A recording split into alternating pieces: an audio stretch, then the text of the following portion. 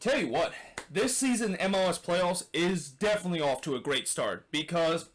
for the second day in a row, we saw another crazy game that happened that went into a penalty kick shootout. But unlike yesterday, in what was probably the longest penalty kick shootout I ever seen, and just such a shit show that happened in terms of yesterday penalty kick shootout between Orlando versus NYCFC, this was probably the fastest penalty kick shootout that has happened. And I knew as soon as this game was going to go to a PK shootout, I knew the Quakes are going to lose because there isn't a lot of team that is able to win a PK shootout when the goalkeeper that you're facing in the shootout is the best goalkeeper in the history of stopping a penalty, that is Tim Milliam. But in some way, I was kind of a little bit disappointed that we didn't even convert a single of the penalty kick doing this shootout, and that, yeah, something tells me the Quakes probably did not practice in terms of taking penalties during the middle of the week, because some of the penalty kick that they had in the shootout was pretty bad. But before we get to that, let us go all the way back in terms of the madness that happened in the first 90 minutes. And the madness all started in the 4th minute when Roger Espinoza was able to score from Johnny Russo to give SKC a 1-0 lead, and set piece was probably one of the biggest downfall for the Quakes in this game, because they just could not defend set piece, especially in corners where there's a couple of times where they did not do a good job in terms of defending corners, either getting out jumped to the first ball, or there was no player in the back post guarding it, so that they allow one of those players to be wide open in the back post to basically tapped it in. But yeah, this was just a sequence where Espinoza just jumped higher than any of the Quakes defender, and because of that, he was able to head it in, and SKC were up 1-0 in this game. And also, I thought for the first 10 minutes, it was a very sloppy start for the Quakes. I mean, it almost felt like the nerves were already kicking in to them in the first 10 minutes, and there was just so much bad passing that was going on. And that I also thought that with the way how the first 10 minutes gone with us just keep giving the ball away in the back, and also cannot deal with the SKC press, I thought this was going to be the bad version of the Quakes we're going to see. But little did I know that just 18 minutes later, Fierro would score what would be the first shot on goal for the Quakes up to that point. And I thought maybe that should have been an own goal on Puncic, because when he basically hits this one, and he actually kind of mishit this one, it basically deflected off of Puncic and unfortunately headed into the back of the net. But either way, it was a tight game up until that point, and you could say it was kind of against the run of plays with the way that I thought SKC were by far the better team for the first 20 minutes or so. The Quakes also saw them having a lot of the possession, but again, they just tends to give away the ball in the midfield or in their own half, and it's very rare that they're able to try to keep hold of the ball and try to create chances in the final third, until just 12 minutes later, to my biggest surprise, they scored the second goal to take the lead. And it was Shea Salinas that scores from Espinoza and Carlos Fierro, and what a counterattack this was. First of all, what a beautiful ball this was from Fierro to Espinoza, who was off to the races, and an Espinoza with a cool collected head to pull it back to Shea Salinas, who makes no mistake to give the Quakes a 2-1 lead. And really, again, I thought up until that point that this game was kind of a little bit against the run of plays with the Quakes, how they of course took the lead, and in some way I don't think they kind of deserve it, but I'll take it with the way that we are the underdogs in this game. And this is just an example of, if you're the underdog of this game and you're not going to get a lot of chances, and the Quakes are able to put away every chances that they had, this is how a team that is the underdog, and a team that might not be the favorites, could potentially win a game because of that. I also thought that things kind of started to get heated between both of these teams, which is not a big surprise, because it feels like every Quakes game that I've seen, there's at least going to be one instant where there's a pushing and shoving, because that's the style the Quakes likes to play. They like to create chaos, and this man marking system is always going to be one that's going to cost a lot of pushing and shoving, a lot of kind of just tempers flare between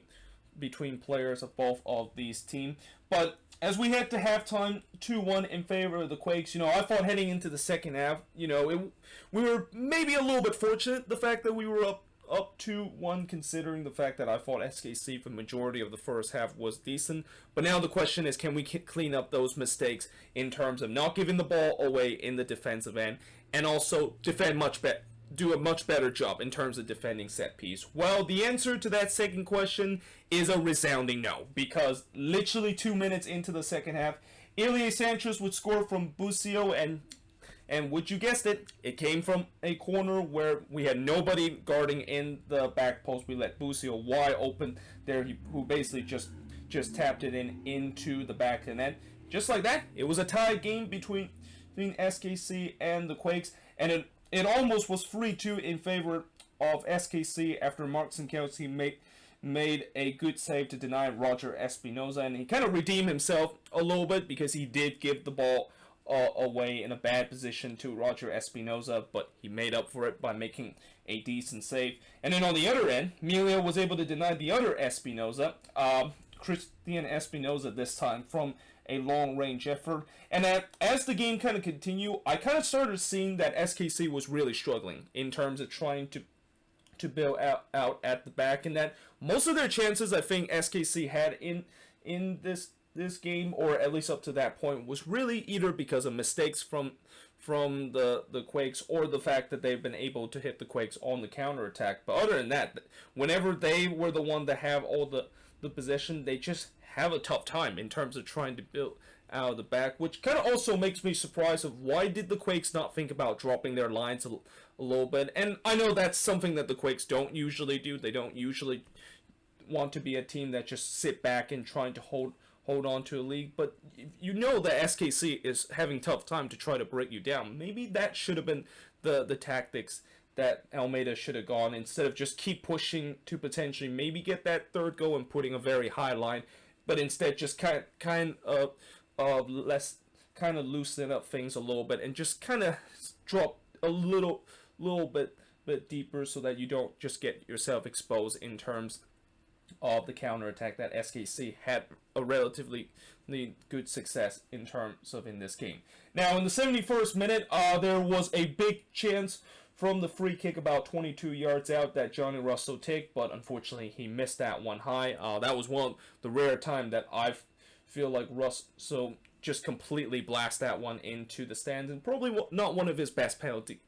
or one of his best free kick take during that point. But I also kind of thought that SKC was started to control the game, while the Quakes eventually did started to sit back a little bit, and I was thinking that maybe they're doing this just so that they can get this one into extra time. But as we were getting near into stoppage time, Melia make an incredible save to rob Wando, basically tip that one onto the post who to basically they denied the Quakes to be up 3-2, and then the classic Quakes moment happened. So, you know how the classic Quakes moment is that when you see a Quakes team have a big opportunity to score on one end to win the game, well,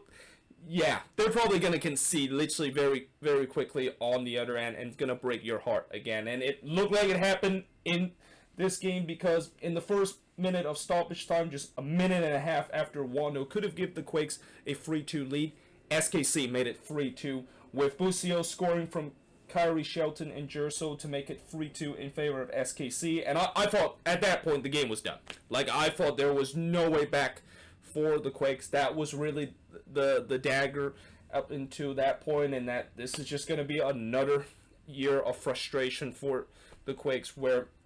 they just showed that classic kind of Quakes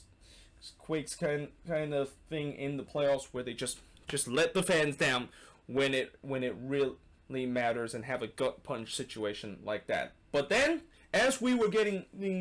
near the end of this game, and by the way, there was actually 4 minutes of stoppage time in this game, and it's very important I want to mention this, because I know a lot of SKC fans are going to be upset about what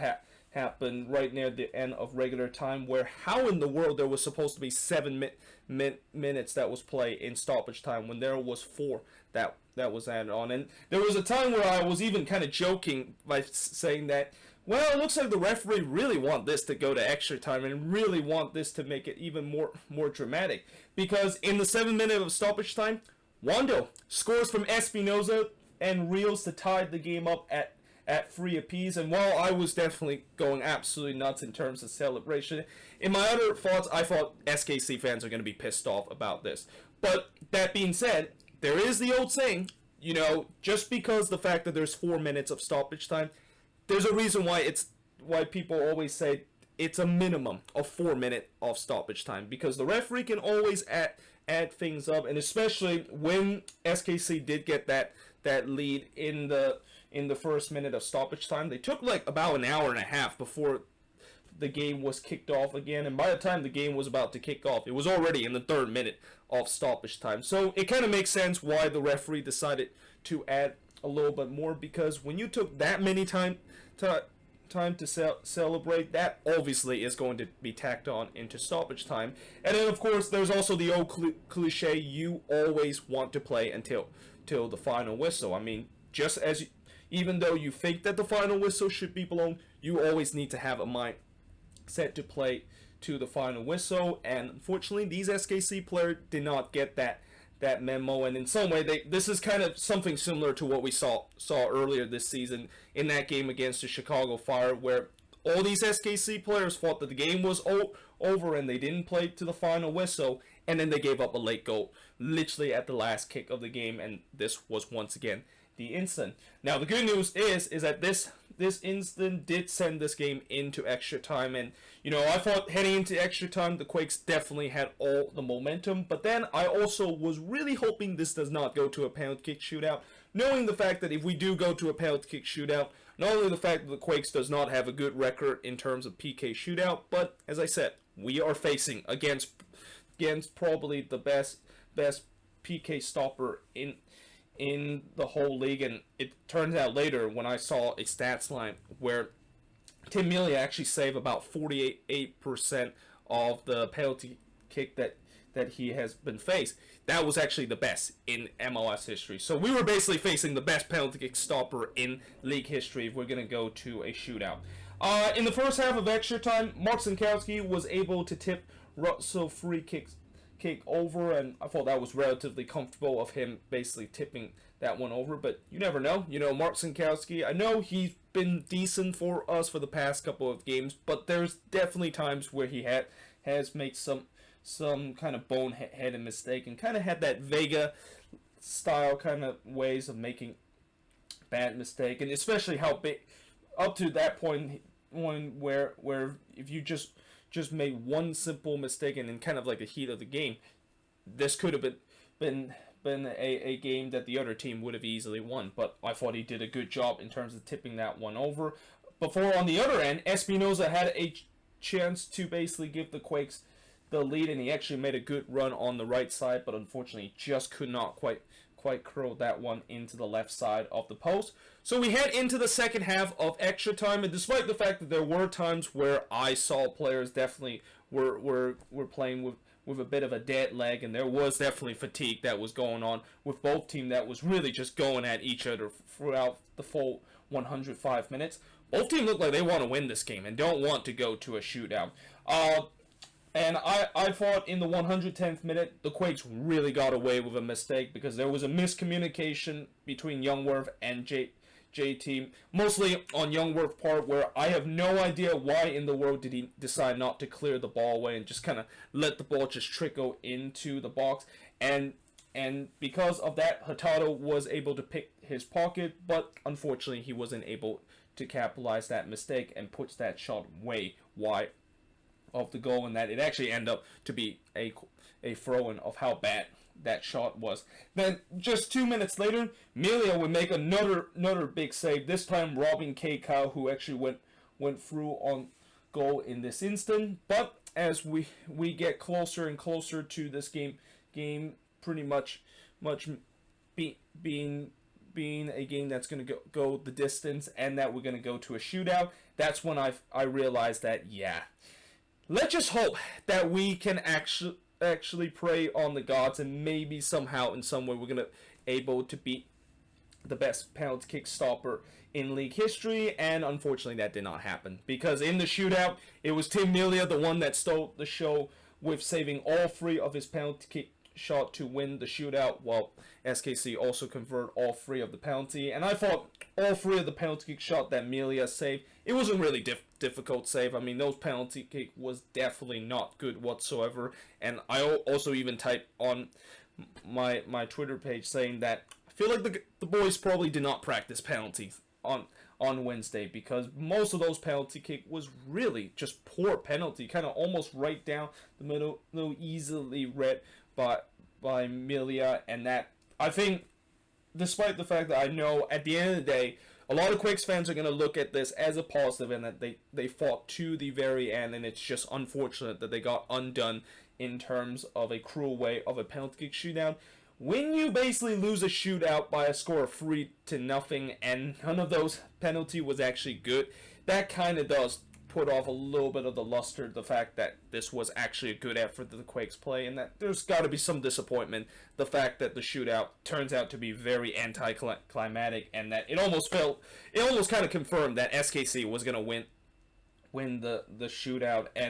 and that the Quakes just had absolute zero chance in terms of winning this. But yeah, in terms of shots in this game, 14 shots compared to 17 that the Quakes had. Both teams had 8 shots on goal, 3 shots off target compared to 7 that the Quakes had, 3 shots that was blocked compared to 2 that the Quakes had. And possession-wise, 60% possession compared to 40% possession that SKC had in this game. And with this win, SKC, of course, move on into the next round of the playoffs. Well, for the Quakes, yeah, it's another disappointing end to the playoffs. And, you know, coming into this playoffs, as I said before, I would be happy with, even if the Quakes are going to get eliminated, I would still be happy the fact that they gave a good effort. And I thought in this game they definitely gave it a great effort, and that, you know, there's definitely going to be some positive that the Quakes are going to be built on heading into the off season. But that being said, I'm also kind of worried about the ownership going to see this as a way